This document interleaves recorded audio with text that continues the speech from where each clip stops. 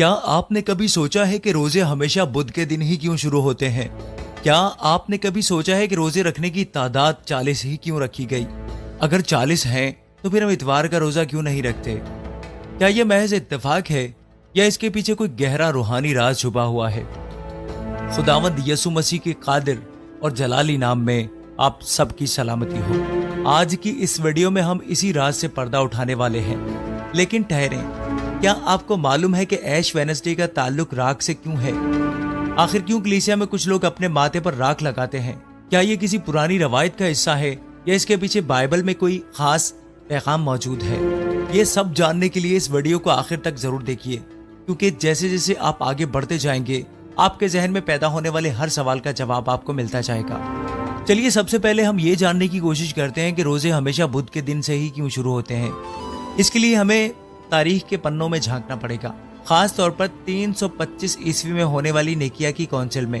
اب یہ نیکیا کی کونسل کیا ہے؟ یہ ایک عام میٹنگ نہیں تھی، بلکہ یہ ایک مسیحی تاریخ کا وہ سنگ میل تھا جس نے کئی بنیادی فیصلے کیے، جن میں سے ایک فیصلہ روزوں کا بھی تھا۔ لیکن سوال یہ پیدا ہوتا ہے کہ روزے رکھنے کی تعداد 40 ہی کیوں مقرر کی گئی؟ نہ 30 نہ 50 بلکہ بالکل 40۔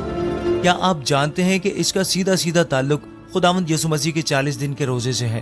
جی ہاں، خداوند یسوع مسیح نے بیابان میں جا کر 40 دن کا روزہ رکھا تھا، اور کلیسیا نے اسی دن کو بنیاد بنا کر یہ طے کیا کہ روزے 40 دن تک رکھے جائیں گے۔ لیکن پھر ایک اور مسئلہ پیدا ہو گیا، اگر روزے 40 دن کے رکھے جاتے ہیں تو پھر یہ 46 دن کے کیوں بنتے ہیں؟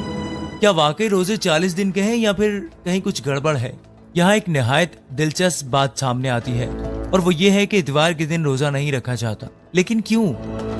کیونکہ اتوار کا دن ہمارے خداوند یسوع مسیح کے جی اٹھنے کی خوشی منانے کا دن ہے، اور روزہ ایک غم، توبہ اور ماتم کا اظہار ہوتا ہے۔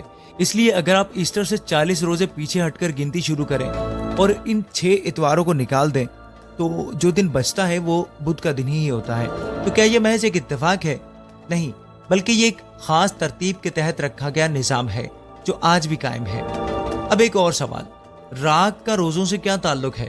کیا آپ جانتے ہیں کہ کلیسیا میں بعض جگہوں پر ایش وینسڈے کے دن راکھ کو ماتھے پر لگایا جاتا ہے؟ لیکن یہ رسم کیوں؟ دیکھیے، یہ رسم ایسے ہی نہیں بن گئی۔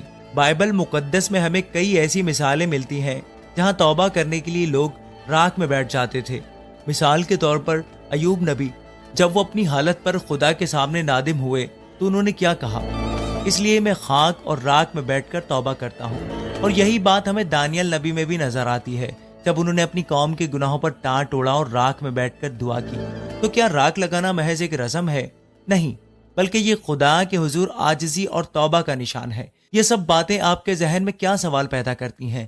کیا آپ پہلے سے یہ سب جانتے تھے یا پھر یہ ویڈیو دیکھ کر آپ کو کوئی نیا انکشاف ہوا؟ اپنی رائے نیچے کمنٹ میں ضرور دیجیے، کیونکہ اگلی ویڈیو میں ہم ایک اور دلچسپ سوال پر بات کرنے والے ہیں۔ کیا بائبل میں روزے رکھنے کا کوئی خاص طریقہ بتایا گیا ہے؟ یہ ایک زبردست بحث کا موضوع ہے۔ اگر آپ اس کا جواب جاننا چاہتے ہیں تو ابھی ہمارے چینل کو سبسکرائب کریں اور بیل آئیکن کو دبائیں تاکہ کوئی بھی قیمتی معلومات آپ سے چھوٹ نہ جائے۔ خداوند یسوع مسیح کے نام میں آپ سب پر خدا کی برکت ہو۔